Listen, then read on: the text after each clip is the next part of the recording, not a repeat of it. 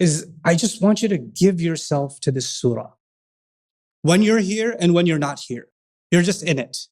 This is your world for the next week. And I'm telling you this because that's what I'm doing. My mind is engrossed inside of this surah every single day. And this week, I'm diving in. This is my world. And this is a really beautiful thing to do. Like I see it as, Allah describes his ayat in one place in the Quran. He describes them as risalati Rabbi, letters or messages from my master. I think of it as Allah has written me personally a letter. He's given me this personal message, and I'm going to do everything I can to immerse myself in every word and everything I can get out of this message. It's valuable to me.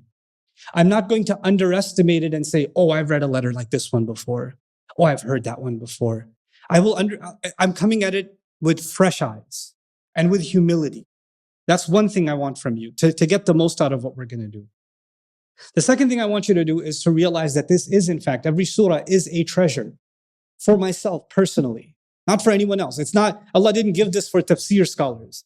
Allah didn't give this for linguists. Allah didn't give this for experts. Allah didn't give this for people that have a microphone attached to them. Allah gave this for every believer. And in fact, by extension, every human being.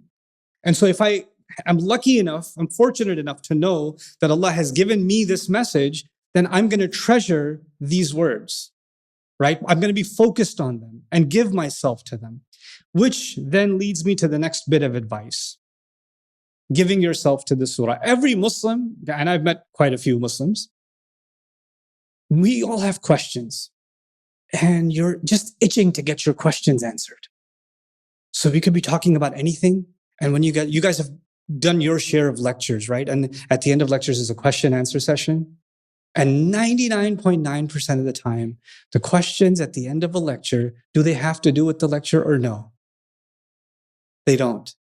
And I actually sympathize. That's because most of the time we're talking about things that people can't relate to. And that's why they're asking questions that are actually relevant to their life. So instead of getting mad at the audience, why are you asking that question? Maybe we should be paying attention to the fact that those are the unanswered questions. Maybe it should be the other way around, right? But I'm going to bring that back the other way now. You may have lots of curiosities about lots of things in Islam. And you might find this as an opportunity to think about those questions or get a chance to ask that question. Like some of my favorites, I wrote some of them down. What time should Elon Musk do iftar from the moon? And when is Maghrib on Mars? You may have more interesting questions than those. The point is, this week, let Allah be the one to ask the questions. This week, let your questions go. Just let them go. And the only questions I should have and the only questions you should have is, what is this ayah telling me? What am I getting from this? What is Allah giving me here? What do I benefit from this? In what way will my life be illuminated by what Allah is saying? You understand?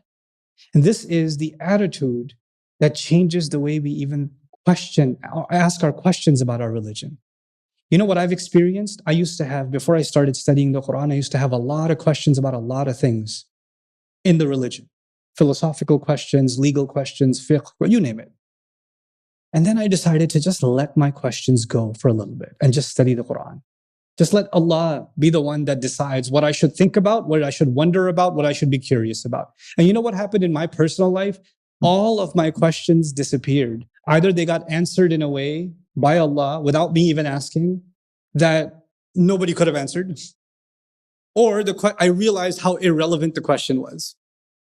I just realized that because Allah sets priorities too, right?